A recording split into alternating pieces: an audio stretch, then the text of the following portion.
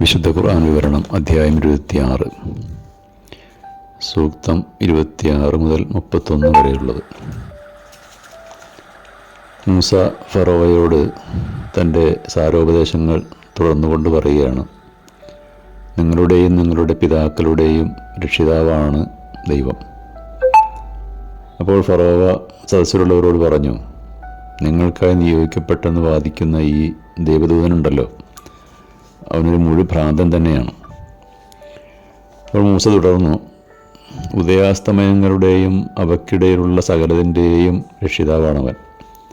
നിങ്ങൾ ബുദ്ധിപൂർവം ചിന്തിക്കുകയാണെങ്കിൽ നിങ്ങൾക്കിതൊക്കെ മനസ്സിലാക്കാവുന്നതേ ഉള്ളൂ. അപ്പോൾ ഫറോവ പറഞ്ഞു, എന്നെ കൂടാതെ മറ്റൊരു ദൈവത്തെ നീ സ്വീകരിക്കുകയാണെങ്കിൽ നിന്നെ ഞാൻ ജയിൽവാസികളിൽ ഉൾപ്പെടുത്തുക തന്നെ ചെയ്യും. അപ്പോൾ മൂസ പറഞ്ഞു, ഞാൻ പറയുന്നതിന് തെളിവായി ഒരു തെളിഞ്ഞ ദൃഷ്ടാന്തം കൊണ്ടുവരികയാണെങ്കിലോ? ഫറോവ പറഞ്ഞു, ശരി, നീ സത്യവാനാണെങ്കിൽ അതൊന്ന് കൊണ്ടുവരൂ, കാണട്ടെ.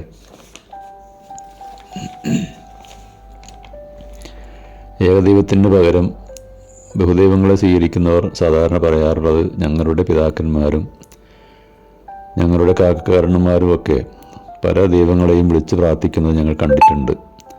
അതനുസരിച്ചാണ് ഞങ്ങളും ആ ദൈവങ്ങളോടൊക്കെ പ്രാർത്ഥിക്കുന്നത്, അവയെ ആരാധിക്കുന്നത്. അപ്പോൾ ഈ ഒരു വാദത്തെ ഖണ്ഡിക്കുവാനാണ് മൂസാ നബി പറയുന്നത്, നിങ്ങളുടെയും നിങ്ങളുടെ പൂർവ്വപിതാക്കളെയും സൃഷ്ടിച്ച രക്ഷിതാവാണ് ആ ഏകദൈവം. ഇതിന് മറുപടി എന്നോണം ഫറോവ തൻ്റെ സദസ്സിലുള്ളവരോട് പറഞ്ഞത് ഇങ്ങനെയാണ്, നമ്മുടെ പിതാക്കളെയും പൂർവ്വപിതാക്കളെയും നമ്മുടെ ദേശീയതയെയും അധിക്ഷേപിക്കുന്ന ദൈവദൂതനാണെന്ന് വാദിക്കുന്ന ഇവൻ ഒരു മുഴു ഭ്രാന്തൻ തന്നെയാണ്. അപ്പോൾ അതിന് മറുപടിയായിട്ടാണ് മൂസ പറയുന്നത്, എൻ്റെ രക്ഷിതാവായ ദൈവം ഈ സൂര്യോദയാസ്തമയത്തിനിടയിലുള്ള സകലതിൻ്റെയും ഉടമസ്ഥനും രക്ഷിതാവുമാണ്. ഫറോവ സ്വയം വാദിക്കുന്നത് ഈജിപ്തിലെ അധിപനും ദൈവവും ഒക്കെ അവൻ തന്നെയാണെന്നാണല്ലോ.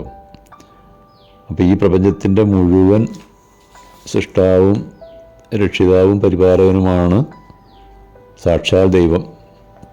ഇന്നല്ലെങ്കിൽ നാളെ മരിച്ച് മണ്ണടിഞ്ഞു പോകുന്ന മനുഷ്യൻ എങ്ങനെ ദൈവമാവും എന്നൊരു ചോദ്യമാണ് ആ സദസ്സിലേക്ക് മൂസ തൊടുത്തുവിട്ടത്. അതിൽ ഉത്തരം മുട്ടിയ ഫറോവ പിന്നെ ഭീഷണി മുഴക്കുകയാണ്, നിന്നെ ഞാൻ വെറുതെ വിടില്ല, എന്നെ കാരാഗൃഹത്തിലടക്കും.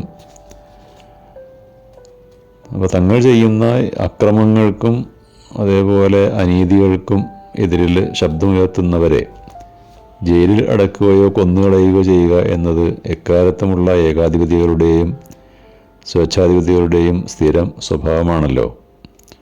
അപ്പോൾ മൂസ തൻ്റെ സംവാദം തുടർന്നുകൊണ്ട് പറയുകയാണ്, ഞാൻ ദൈവദൂതനാണെന്നതിന് തെളിവെന്നോണം ഒരു വ്യക്തമായ ദൃഷ്ടാന്തം ഞാൻ കാണിച്ചു തരട്ടെ.